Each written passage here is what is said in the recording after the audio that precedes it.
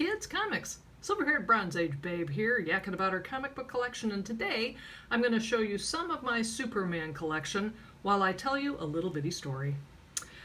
The story starts with this price sticker. $4.50. That's fine, whatever I paid for it. But the thing that kind of caught my eye as I was cleaning out my short box was Dave's Comics. So when I started collecting, I was like, 10, 11, 12, 13 years old, and there were places that you could send away some quarters on tape your quarters on a piece of paper and they would send you back issues. Then I learned to drive, and I realized that, there are something called comic book stores around. They sell back issues. I shall go and visit them. Well, I went to Dave's Comics one day, and I walked in to the tiniest, darkest, dankest little hole in the wall you've ever seen.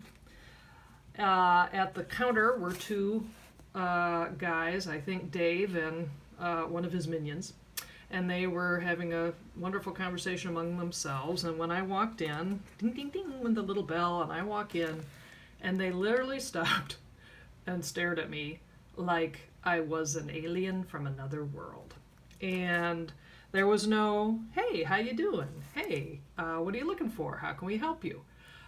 They just made the environment even more oppressive than the actual store itself. So I did indeed, he directed me finally to the Superman short boxes, and I went through them and picked up a few books and could not wait to get out of there. I kind of had the same experience. I went to one con at one point around the same time, and I specifically remember that I was the only female in that place for the hour that I forced myself to walk around and look for some of my Superman titles that I needed.